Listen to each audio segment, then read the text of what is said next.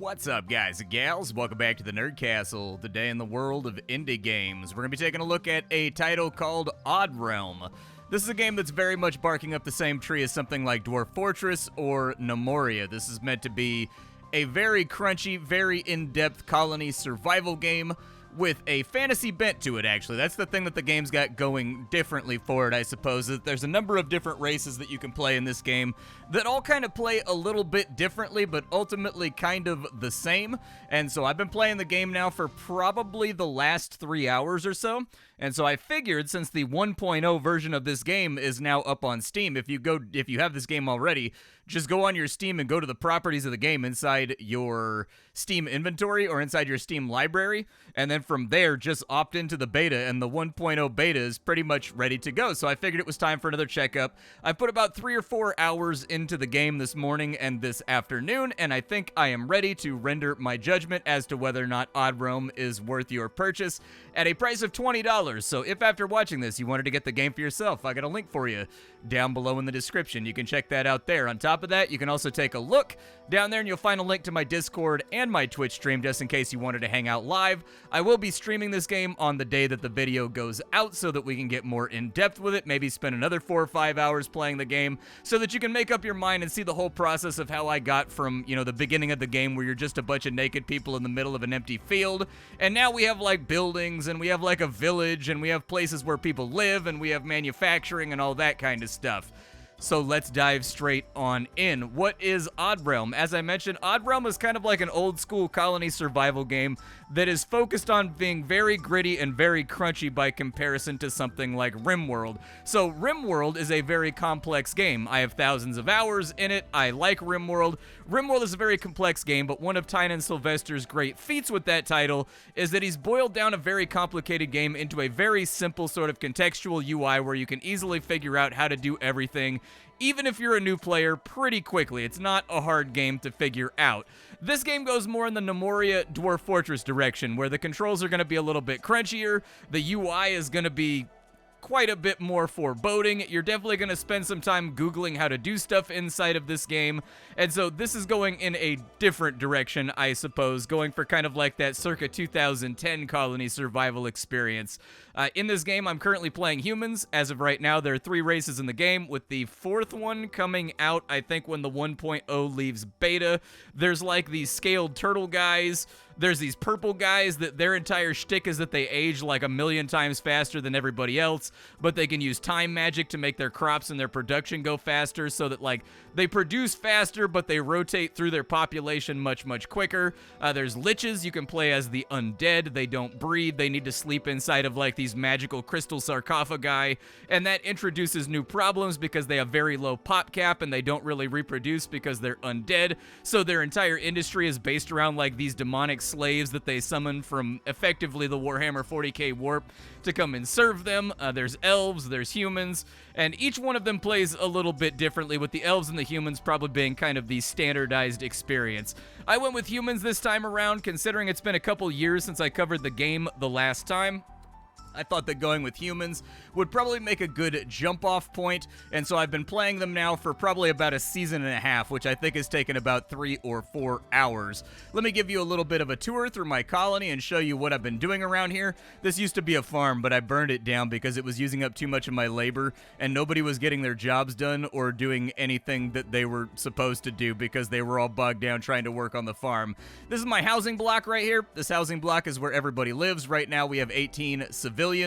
I haven't really gotten any immigration in this game. I don't even know if immigration is really a thing. Everybody just breeds and has kids, and then you gotta wait for them to grow up before you can assign them jobs. And in fact, right there, you can see that Mequin Lurbel was born, and so we're up to 19 people living inside of our society right now. I don't think we have 19 beds. The good news is nobody has like a specific bed that's only for them. They kind of like swap out in their household based on who needs to sleep and who needs to work. So no biggie, no harm, no foul right there. On this side, you can see my foundry. This is effectively my smelter.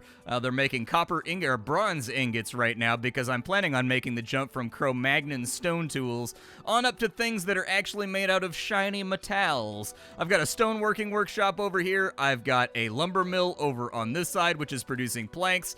This big pile of crap over here is effectively my market. This is where every now and again, like, a guy will come in and be like, hey, I want to buy your stuff, and then I just offload a million billion tons of cauliflower seeds on him.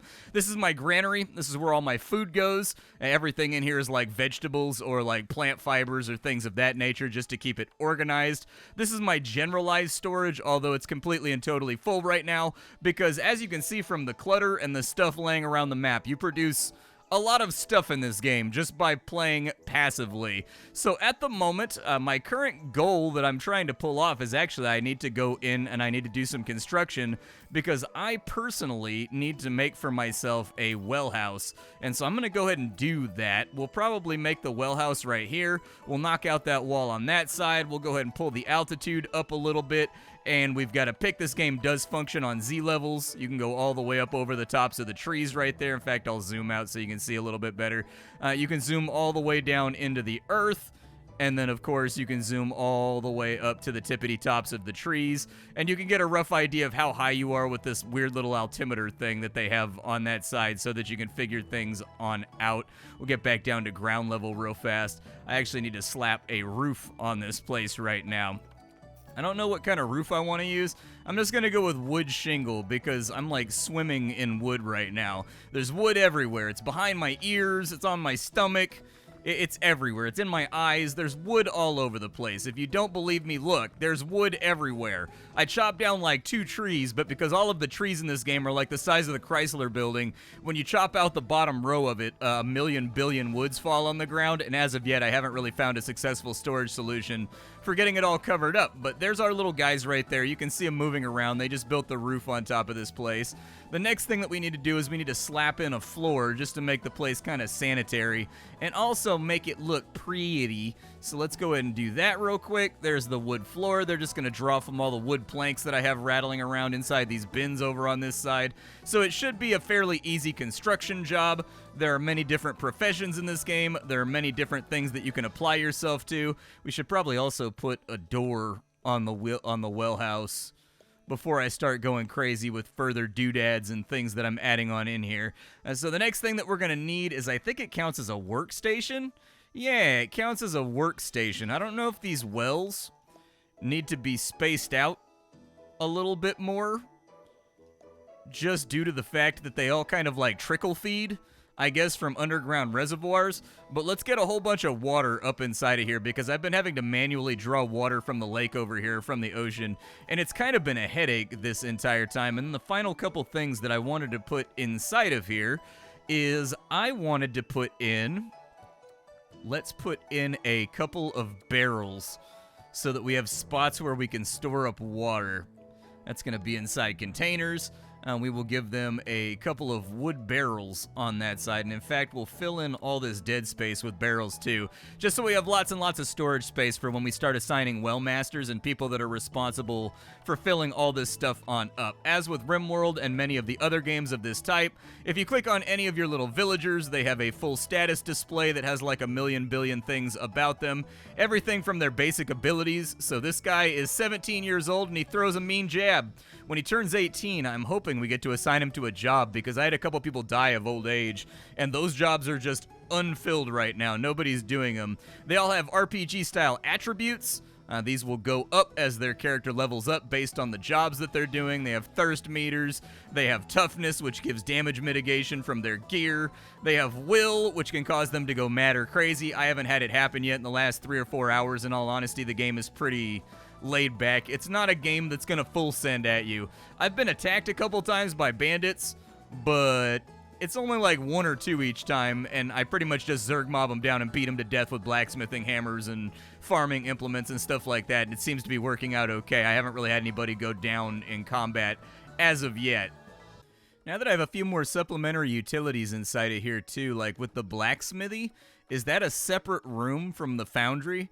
I don't think it is, so I kind of want to expand this building out right here and get it going. So let's say remove all right here, just very quickly. And then I'm going to make this about as long as the wellhouse is. The wellhouse isn't going to be done for a minute anyways, so we might as well knuckle down and get something done on this side. Basic controls of the game. This game is going to have a learning curve. As I mentioned, this is kind of a chunky game that's got a lot of things going on with kind of like a UI that's a little bit outdated by modern RimWorld standards. And so I probably spent a good 30 or 40 minutes just kind of Googling, like, how do I do what? The game does come with a tutorial. I have played through the tutorial before, so I came in with, you know, basic knowledge of the game because I've covered it before. But there are new things that I had to figure out how to do along the way, and honestly, the wiki was the only way I was going to figure it out.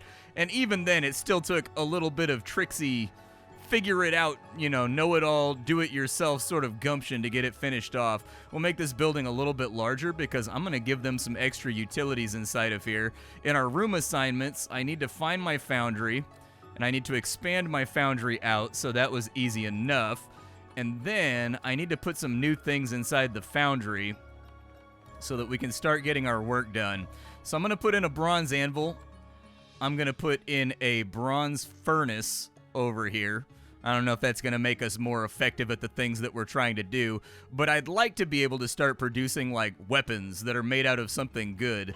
We have a technology tree over on this side. I was focusing on, like, stone weapons, but it's going to be a couple of days. I would like to get bronze stuff all nice and set up so that when my next generation grows up, they will have the ability to do other things, like be warriors or be like defenders of the Commonwealth, all that kind of stuff.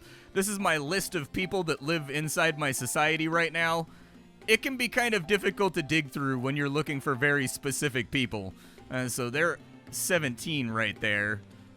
I've got a couple 17-year-olds that are ready to go, so we'll kind of see how that plays on out. It looks like they're just making bronze ingots over here, so I think I'm going to need an actual smithy to get this done. Maybe I can reassign this down here. Yeah, let's see if maybe I can reassign this little chunk right here to be a smithy possibly. So let me go back to the foundry.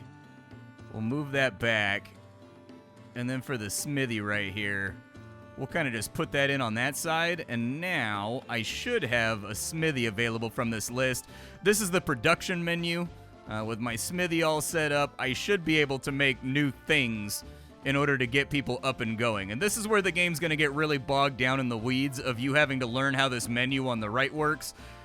It effectively works the exact same way as RimWorld. It's just much more complicated. That's pretty much it. You have two basic settings, manual or automatic. You're going to pick one of these jobs. If you put it on automatic, you're going to be able to mathematically set up thresholds for when they're actually going to work on those jobs. So, like, if I have X amount of this tool, then stop making it, so on and so forth. Other games get around this by sliding this over to the left, getting rid of this entire menu, and then they'll have, like, a number right here, and you can tick it up, and they'll make the stuff, and then next to it, it'll have like a box. You click on it, and it says Make Till. They've just got like this huge menu over here, which effectively does the same thing, but is very intimidating the first time that you see it. I would suggest that we manually make like 5 hammers. I would suggest that we manually make like 3 pickaxes. I would say that we need to manually make 1 sickle because I think I only have 1 farmer, so that's not going to be that big of a deal. That should be easy enough to bang out. And I think that should be all the tools that I need for right now. That should be good enough. The children are running around. They're waving their arms wildly. We've got a foundry set up. Hopefully the whole thing works out and everything's all right. I haven't assigned blacksmith, but there's no telling when they're actually going to go through and do that job. If you want them to do it more effectively, everything in this game starts out low priority by default. You can see this little priority right here. The higher the number, the more they will work on it, and the more they will focus on it without focusing on other things. I do have a quarry over here where I've been mining and kind of going underground to find the things that I need. Everything from stone chunks to tin to copper to bones. All kinds of stuff is underground. I haven't really dug too deeply and too greedily just yet, but maybe someday I will. Now that we have the well room set up, I actually need to get this all set up to draw water automatically too. So with this well house over here, we'll assign that to be the well house. Do I have the wrong thing clicked? I have the wrong thing clicked right now. This happens to me all the time in this game. So let's add a wellhouse. Wellhouse has been added. We'll throw that in right there. And then for the wellhouse, we're going to have to set up work orders just like we did for the smithy so that they will work on it until it needs to be worked on. So draw water from the well, drink water from the well. Those are both on automatic. We do want draw water from the well to be a high priority job. And then I was going to set up an item condition right here. There we go. So if bottles of water are less than or equal to 40, go draw. I mean, that's totally fine by me. Maybe I'll just put it on less than. And then it should function all on its own over here and do its thing. Hopefully. This is a labor job, so anybody that doesn't actively have an assigned profession already should come in and just do this. These wells fill up very, very slowly, though, which is why I have so many of them ready to rock, is so that I kind of have these trickle feeding right here.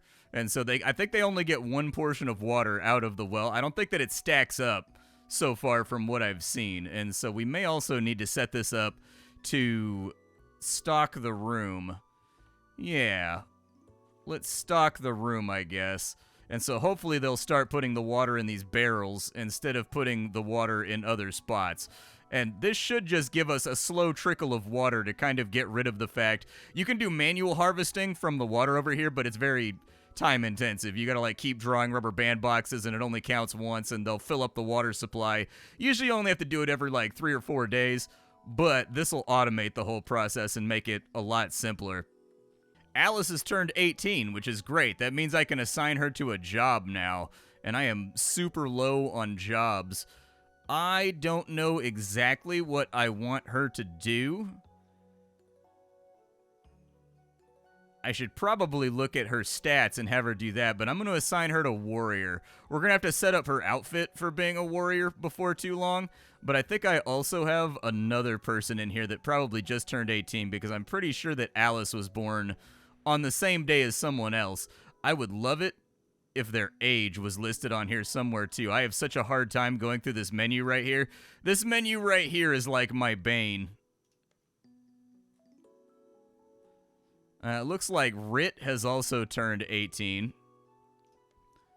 So let's go to professions real fast, and we will put Rit on... I think I'll probably put Rit on mining, just because I think one of my miners died. And so I think I'll have to, like, go through as well. Looks like miners are already set up to have stone pickaxes, so she should go pick one up from storage, I think, without things getting too wild and crazy, but we'll check on her in just a minute. Abnath has also turned 18. I'm going to have Abnath be a chef, because I don't have anybody who's a chef right now. I don't know exactly what job goes into chefing, but I've got a little cooking area over here that I've already set up. And so maybe they'll start, oh, look at that, he made roasted cauliflower already. Good, we need prepared meals, so that'll help out a whole bunch. That'll actually, like, kind of thin out some of the misery that we've got going on. He also needs a cauldron over here, because from what I recall, the kitchen workspace has boiling jobs, yeah, and then we need a table over here as well so that they can do prep cook stuff. And so I've got like an oven, I've got like a grill, I've got a campfire, I've got a cauldron, and I think the last thing I need is just like a table, which is probably under decorations, so I'll put the table right there too so that that gets constructed. And then I need to take a minute and just assign people to jobs and figure out who's 18 and who isn't. Alright, so I think all my jobs are assigned now. I need to get another builder because we're a little bit low on builders over here, I think. And so once we get a builder set up, I'll be a little bit happier. But all of my job assignments have been taken care of. It was definitely an ordeal. It took me a little bit to get it done. Let's have a look on what we've got right now for our foods. So for our foods, it looks like we've got like 72 vegetables and we've got like 31 fruits. Okay. I think I can deal with that. Apparently there's honeybees that have moved into the map as well. One thing that's oddly missing from this game is that it doesn't seem like there's events, or I hesitate to say it, but I've been playing for 3 or 4 hours, and the only thing that has ever happened during that time is I get attacked by bandits every now and again.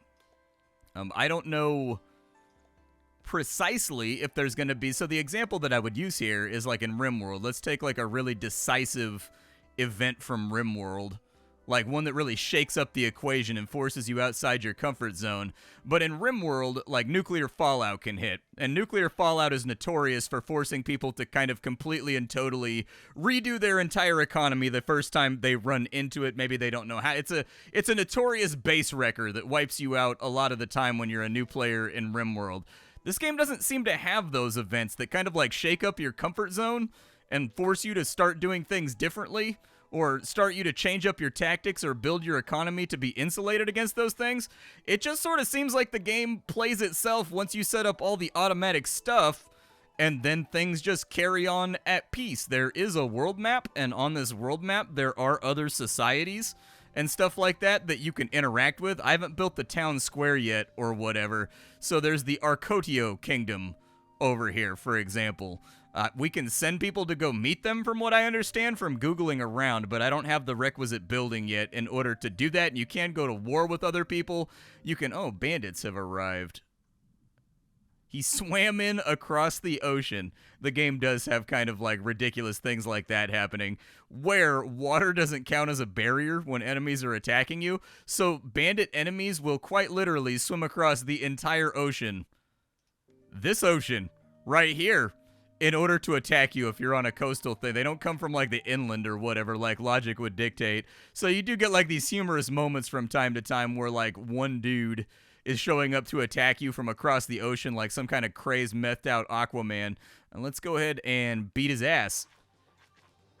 Right there, you can see how combat functions, and we made very, very quick work of him. He dropped all of his loot on the ground from like his coats and stuff like that. This game does have kind of like a gritty way of equipping your guys. So for example, with your miners over here, you set up outfits for all of your miners.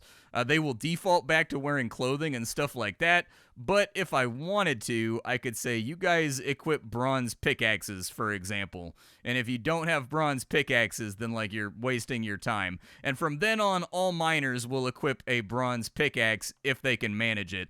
This is very, very similar to a game called Nemoria that came out a long time ago when I was like a baby YouTuber in like 2010, 2011. It had a very similar system. In fact, I would guess that this game is kind of based on Nemoria and Dwarf Fortress much more heavily than other stuff. I haven't found any threats underneath the soil. I don't know if we're going to get that Dwarf Fortress thing where you get down like 30 or 40 layers and you start having to deal with elementals and demons and stuff like that. No clue. Not totally sure on that front. Did we ever get that research done? I've got 1 day left until I can clad out my warrior in cool equipment.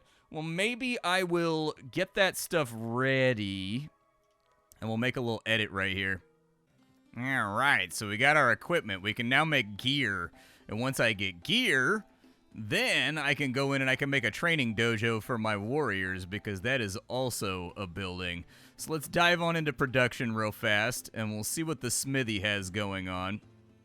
The smithy still has a couple of these little jobs left to go that he needs to bang on out. For the breastplate job, we need to have 3 coal. That may in fact be why the jobs are not getting done. We may have run awry of our coal supply. So it may be time to take these guys and get them digging again and just seeing what they can find out here.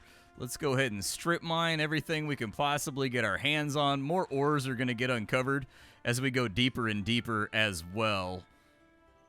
That's a coal vein that's down underneath us, but that's not going to be that helpful right there. There's one right there, though, so that would be good.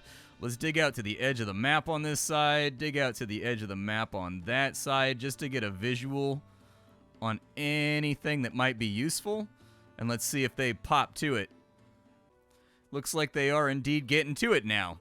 And so you can see my little miners going through. Everything is damage-based in this game, so blocks have, like, HP. And just the higher quality tools that you have, the better they will do at mining things on out. Unfortunately, I think I kind of like overmined this area, and so a lot of the floor placements are gone. The good news is all of your guys are kind of self-sufficient. Like, they can climb in between layers. It takes them a while, and it's kind of like a waste of their energy. But if they climb in between layers, you know, you don't have to build ladders and stuff like that. You can. You'll see that I have stairs right here that I've already built up so that they can get down to this level a little bit easier. But they will autonomously climb walls and stuff like that too if they can't reach a location. It's just very stamina intensive, which means they have to go back up to the surface in order to replenish their stamina more frequently by sleeping inside of a bed. And speaking of beds, I need to have a look at my human houses. Oh good, people are living inside of these houses now. Fantastic. That's one thing that I was a little tiny bit worried about. I wasn't super sure that that was going to work out in the greater scheme of things. With my kitchen, what are they capable of cooking right now? Because we have the kitchen set up.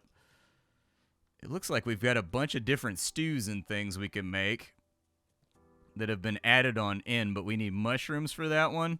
We can make plant fiber broth, but somehow I doubt that people are going to be crazy stoked about that. We've got chirping meat, potatoes, just about everything down inside of here. I think he's just doing basic prep work on just about everything at the moment. Like he's just like boiling or otherwise roasting it. I haven't actually gotten to the point where I can make bread and stuff like that either, which is a shame because there's a lot of actual grains and whatnot on this map that if I could mill them down into flour, it would work out pretty well. But for the last thing we'll do in this video, while I kind of talk about my feelings and I talk about the way the game has struck me, we need to make a training area for our new warrior in order to get themselves settled on in, because I think we're just waiting for coal to come in so that they can start making some of this stuff over here. I actually don't know. Do we have like a charcoal burner? Is that like a thing that I can do where I can manufacture my own coal? The burn job appears to be on the workshop, and so we're going to need like a fire in order to get that done, and I don't have a workshop set up either. I don't know who takes over on that job, whether it's going to be laborers or whether it's going to be, it's can burn, so it's got to be laborers. It's just got to be like generalized crafting, I think. And so technically, I could just improvise a charcoal burner out here if I wanted to. I don't think it's the worst idea. Let's go to our workstations real fast. We'll put in a fire pit, sort of like over here, I suppose. Hopefully it's not like woefully unsafe. And then we'll just take a workshop on this side, and we'll assign that the value of a workshop, and then we'll turn on burn jobs, and we're going to put this on, I don't know how complicated this gets, can burn any items. Yeah, just burn wood logs, I guess. That sounds about right to me. We'll put it on automatic, and then our conditions will be if coal ore is under 25, they should just burn logs in order to get coal. That actually would probably save me a whole bunch of trouble right there. I don't actively know. Oh yeah, this little guy came over here and he's feeding stuff into it. Do we get coal every single time? Like, is our coal stockpile going up? Let's take a look at the work order. It is, actually. He's burning one log for one coal right now. That's great, because that's the one thing that the blacksmith is missing in order to queue up these jobs in the smithy to get a few more things done. So he finished those off. We can take those off the list for right now. I'm going to need you to make a breastplate, just one. I'm going to need you to make some boots, just one. What are these costing me? Oh, that's easily doable. That's not bad at all. Do we have bronze leggings over here? Yeah, give me one bronze leggings. And then if we have like a bronze longsword or something inside of here, I'd be cool with it. It looks like the Sagaris is the only thing that we have, though, which is a battle axe. But I was kind of hoping my first person would be a swordsman. We do have a Kopesh. Let's get a Kopesh. We also need a helmet for that one warrior. And then do I have shields in here just yet? I don't have shields yet, so I'm going to have to unlock that from the technology menu. I think a little bit further down, or in a different spot maybe, or on like a different tier. But anyways, I like the game. I think it's a pretty interesting little take on colony survival. There are a few things that I think I mentioned during the course of the video that I think I bumped my elbows on repeatedly. But with the good stuff, I think the game has a fantastically charming appearance. Everything from the character portraits to the way the world looks to the way the constructions look. The soundtrack is really good. I've also found the sound effects to all have a nice sort of plosive, good tactile feeling to them. Everything from mining to hammering to blacksmithing and stuff like that. And I haven't had any bugs. I haven't had any of my colonists like freak out and do anything stupid the entire time that I was playing the game. They all seem, if you understand the logic of like Nemoria gnomes, you will understand the logic of characters in this game too. And since I played a lot of Nemoria, it kind of clicked for me what I needed to do to get people to do what they're supposed to do. So I didn't really have anybody lollygagging or anything else like that, which can be a problem with titles like this a lot of the time. My main thing is just I think there's a lot of room for quality of life here, and I think there's a lot of room for streamlining the overall UI. This is a very crunchy, very information overload UI, and it can definitely, especially if you've got like ADD things going on, it could be an easy thing to bounce around the screen and be like, and not be able to find the thing that you're looking for. Being able to search through like various locations to find people by age or by something else, all those little things I think would definitely make this feel a little bit better to play. But my general recommendation here is this is a fairly peaceful, not too threatening version of like RimWorld or Nemoria or Dwarf Fortress. It hasn't really pressed up on me or challenged me too much so far while I've been playing the game. I've mostly just been able to build freely, and I made a couple of different colonies while preparing for this video in different various biomes and spots, and it always seemed to be a fairly peaceful game. And so if you're looking for something like that, this game does a lot of things right, and if you can handle the UI of Nemoria, you can handle the UI of this game as well. However, I do think there's a lot of room for quality of life, streamlining, making things a little bit more optimized, making it easier to filter through and do the things that you want to do. But at the end of the day, I do think that the game is priced fairly. It's at $20 right now compared to its competition. I think RimWorld's at like 35 and Dwarf Fortress is like 25 or 30, probably 25 would be my guess.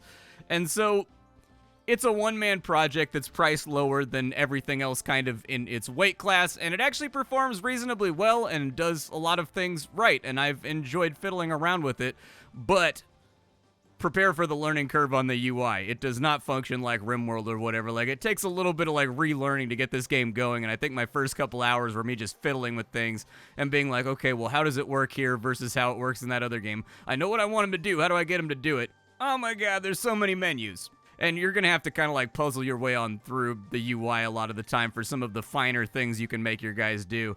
But at the end of the day, I think it's a charming little game. My name is Splattercat. I sift through the pile to find what's worthwhile in the world of indie games every single day so you don't have to. Today up on the chopping block, we were fooling around with Odd Realm. Tomorrow to be something else. Thanks for hanging out with me, and that's about all I got for you.